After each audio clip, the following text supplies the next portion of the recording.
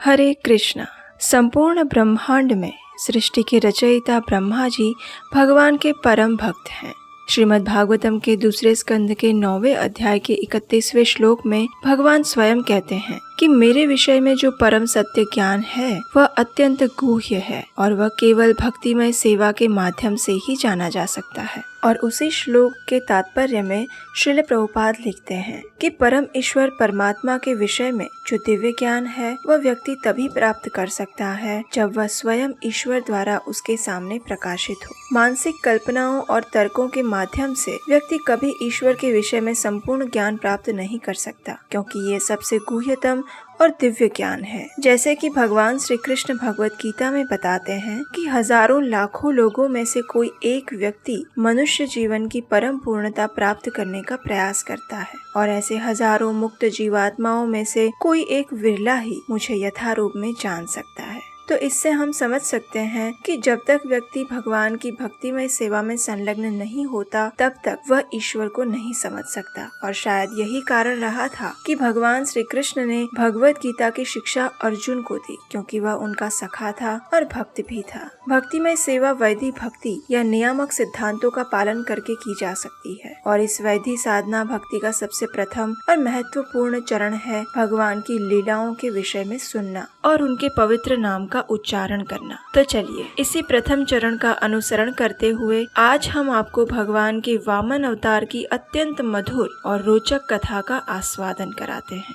पूर्ण पुरुषोत्तम भगवान श्री कृष्ण अपने भक्तों की प्रसन्नता के लिए और असुरों का संहार करने के लिए अनेक बार इस पृथ्वी पर विविध अवतार धारण करते हैं। भगवान के मुख्य 10 अवतारों में से एक अवतार है श्री वामन देव के रूप में। इस अवतार में भगवान स्वयं महान तपस्वी ऋषि कश्यप और माता अदिति के पुत्र के रूप में अवतरित हुए थे। अनेक वर्षों पूर्व की बात है। एक समय देवासुर संग्राम के दौरान असुरों के राजा बलि अत्यंत घायल हो गए और उनकी मृत्यु हो गई। उनके साथ उनके अनेक सैनिकों का भी नाश हो गया। असुरों के गुरु शुक्राचार्य ने जब यह देखा तो उन्होंने करुणावश बलि महाराज और असुर सैनिकों का संजीवनी विद्या से पुनर्जीवित कर दिया। जीवित होने के पश्चात बलि महाराज गुरु शुक्राचार्य के प्रति अत्यंत कृतज्ञता व्यक्त करते हुए अन्य असुरों के साथ उनकी सेवा करने लगे। उनकी एक निष्ठ सेवा को देखकर शुक्राचार्य अत्यंत प्रसन्न हुए और उन्होंने बलि महाराज को विश्वजीत यज्ञ करने का निर्देश दिया। शुक्राचार्य के मार्गदर्शन में यह यज्ञ सफलता पूर्वक संपन्न हुआ और उस यज्ञ की अग्नि में से एक रथ, घोड़े, एक पताका, एक धनुष, कवच और बाणों के 2 तरकस प्रकट हुए, जिन्हें बलि महाराज को यज्ञ के फल स्वरूप सौंपा गया। इस अवसर पर बलि महाराज के पितामह प्रहलाद महाराज ने उन्हें दिव्य फूलों की एक शाश्वत माला प्रदान की और उनके गुरु शुक्राचार्य ने उन्हें शंख प्रदान किया। यह सारी युद्ध सामग्री प्राप्त करके और अपने गुरु, पितामह और ब्राह्मणों का आशीर्वाद प्राप्त करके बलि महाराज ने स्वर्ग पर आक्रमण करने की तैयारी की। जब देवताओं ने देखा कि बलि महाराज की सेना विजय नाद करती हुई स्वर्ग की सीमाओं पर आक्रमण कर रही है तो उन्होंने अपने गुरु बृहस्पति के निर्देश अनुसार वहां से अदृश्य होने का निश्चय किया। इस प्रकार सारे देवता अलग अलग जगहों पर चले गए और बलि महाराज के नेतृत्व में असुरों ने स्वर्ग पर विजय प्राप्त कर ली। लेकिन भृगु वंशज ब्राह्मण जानते थे कि जब तक बलि महाराज 100 अश्वमेघ यज्ञ संपन्न नहीं कर लेते तब तक वह इंद्र के सिंहासन पर स्थायी नहीं रह सकते। इसलिए उन्हें परामर्श दिया गया कि वे कम से कम इंद्र जितने अश्वमेघ यज्ञ करें। एक तरफ जहां शुक्राचार्य के आदेश अनुसार और उनके नेतृत्व में बलि महाराज अश्वमेघ यज्ञ कर रहे थे, वहीं दूसरी ओर स्वर्ग से सभी देवताओं के चले जाने के कारण देवताओं की माता अदिति अत्यंत व्यथित और दुखी हो गई। उनकी इस स्थिति को देखकर उनके पति और महान तपस्वी ऋषि कश्यप ने उनसे उनकी उदासीनता का कारण पूछा। इसके उत्तर में माता अदिति ने उन्हें कहा कि स्वर्ग से उनके पुत्रों की अनुपस्थिति के कारण उनका मन अत्यंत व्यथित है और वे अपने पुत्रों के प्रति स्नेह के कारण उनका संरक्षण चाहती है। माता अदिति ने अपने पति कश्यप मुनि से याचना की कि वे उनके पुत्रों को ऐसा वरदान दे जिससे वे अपनी संपत्ति, कीर्ति और ऐश्वर्य को पुनः प्राप्त कर सके। अपने पुत्रों के प्रति अत्यधिक स्नेह से आसक्त अदिति को देखकर कश्यप ऋषि ने उन्हें सांत्वना दी और आत्म साक्षात्कार, आत्मा और पदार्थ जगत का उपदेश दिया। लेकिन उसके बावजूद भी माता अदिति का मन विचलित रहा। इसलिए कश्यप मुनि ने अंत में उनको भगवान नारायण की पूजा करने का निर्देश दिया। अपने पति के आदेशों का पालन करते हुए माता अदिति ने भगवान नारायण को प्रसन्न करने के लिए पयोव्रत नामक पूजा विधि का पालन किया। 12 दिनों तक चलने वाले इस पयोव्रत का पालन करने से भगवान श्री हरि उन पर अत्यंत प्रसन्न हुए और माता अदिति की इच्छा को पूरा करने के लिए उन्होंने माता अदिति और कश्यप मुनि के पुत्र के रूप में अवतरित होना स्वीकार किया। भाद्रपद के शुक्ल पक्ष की द्वादशी के दिन दोपहर को 12 बजे जब अभिजीत नक्षत्र उदित हो रहा था, उस समय भगवान स्वयं माता अदिति के गर्भ से शंख, चक्र, गदा और पद्म धारण करके उत्पन्न हुए। उनका शारीरिक वर्ण श्याम था और उन्होंने पीताम्बर धारण किया हुआ था। प्रकट होने के बाद उन्होंने अपने आप को वामन स्वरूप में धारण किया। सभी ऋषियों और ब्राह्मणों ने हर्ष प्रकट किया और उसी समय वामन देव के सारे संस्कार किए गए। यज्ञोपवीत संस्कार के समय विभिन्न देवी देवताओं ने उन्हें विभिन्न भेंट प्रदान की।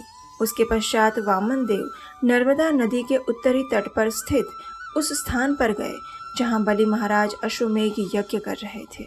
जब वामन देव उस यज्ञ स्थल पर पहुंचे तो उनके तेज और कांति से सभी पुरोहित और ब्राह्मण अपने अपने स्थान से उठकर उनकी स्तुति करने लगे। ब्राह्मणों का सम्मान करने वाले बलि महाराज ने भी बटुक ब्राह्मण के रूप में आए वामन देव का स्वागत किया। उनके चरण धोकर अपने सिर पर चढ़ाया और उन्हें बैठने के लिए आसन प्रदान किया। उसके बाद बलि महाराज ने वामन देव को कहा, हे ब्राह्मण श्रेष्ठ, आपके आगमन से मेरे पूर्वज संतुष्ट हो गए हैं। हमारा परिवार और वंश पवित्र हो गया और हम जिस यज्ञ को कर रहे थे वह भी आपकी उपस्थिति से अपूर्ण हो गया है। ऐसा प्रतीत होता है कि आप यहाँ मुझसे कुछ मांगने आए हैं, अतएव आप जो भी चाहें मुझसे ले सकते हैं। बलि महाराज की बात सुनकर भगवान श्री वामन देव ने सर्वप्रथम हिरण्यकशिपु और हिरण्याक्ष के वीरतापूर्ण कार्यों की प्रशंसा की। उसके बाद उन्होंने बलि महाराज के महान कुल का गुणगान किया और अंत में उन्होंने 3 पग भूमि का दान मांगा। वामन देव की इच्छा को बलि महाराज ने अत्यंत सामान्य समझकर यह दान देने का संकल्प कर लिया। लेकिन बलि महाराज के गुरु शुक्राचार्य इस बात से अवगत थे कि वामन देव के रूप में स्वयं भगवान विष्णु आज बलि महाराज के पास आए हैं, जो कि देवताओं के मित्र हैं। इसलिए उन्होंने बलि महाराज को ये दान न देने का परामर्श दिया। उन्होंने बलि महाराज को उपदेश दिया कि कुछ परिस्थिति में व्यक्ति अपना वचन तोड़ सकता है, लेकिन एक गृहस्थ होने के नाते बलि महाराज को उनके गुरु शुक्राचार्य की ये बात अनुचित लगी कि वे एक ब्रह्मचारी को दिया हुआ अपना वचन तोड़ दें। उन्होंने सोचा कि ब्रह्मचारी को दिए गए वचन को पूरा ना करना या झूठ बोलना ये अत्यंत पापमय कार्य है।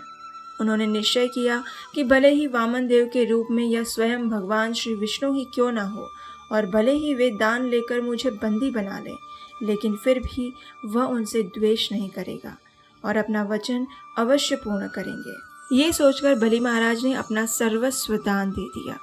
जब बलि महाराज यह दान देने के लिए तैयार हुए तो भगवान वामन देव ने अपना विराट स्वरूप धारण किया। भगवान की कृपा से बलि महाराज भगवान का यह दिव्य विराट स्वरूप देख सके। उन्होंने देखा कि वामन देव ने संपूर्ण जगत को और आकाश को आच्छादित कर लिया था। उन्होंने अपने हाथों से समस्त दिशाओं को घेर लिया और अपने दूसरे पग से समस्त ऊर्ध्वलोक, ब्रह्मलोक, सूर्य, चंद्र, नक्षत्र और ब्रह्मांड के समस्त भागों को आवृत्त कर लिया। और इस प्रकार ऐसा कोई स्थान नहीं बचा जहां वे अपना तीसरा पग रख सके। जब बलि महाराज का सर्वस्व छीन गया तो असुर अत्यंत क्रोधित हुए और बलि महाराज के मना करने के बाद भी भगवान विष्णु के विरुद्ध अस्त्र उठा लिए। लेकिन भगवान के पार्षदों ने उन्हें पराजित कर दिया और पाताल लोक में भेज दिया। दूसरी ओर भगवान श्री हरि की इच्छा को जानकर उनके वाहन गरुड़ ने बलि महाराज को वरुण पाश से बांध दिया और तत्पश्चात भगवान वामन देव ने बलि महाराज से तीसरे पग भूमि की याचना की।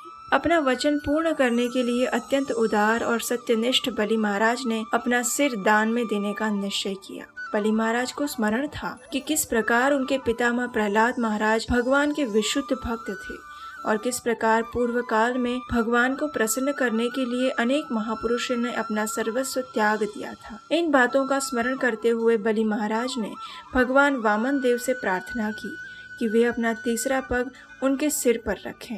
बलि महाराज की सत्यनिष्ठा और शरणागति से प्रसन्न होकर भगवान ने बलि महाराज की रक्षा के लिए अपना चक्र प्रदान किया और हमेशा उनके साथ रहने का वचन दिया। इस प्रकार वामन देव के रूप में भगवान ने माता अदिति की इच्छा पूर्ण की। देवताओं को अपना स्वर्ग पुनः प्राप्त हुआ और बलि महाराज को अपनी विशेष कृपा प्रदान करके सूतल लोक में स्थान दिया, जो कि स्वर्ग लोक से भी अधिक ऐश्वर्य युक्त है।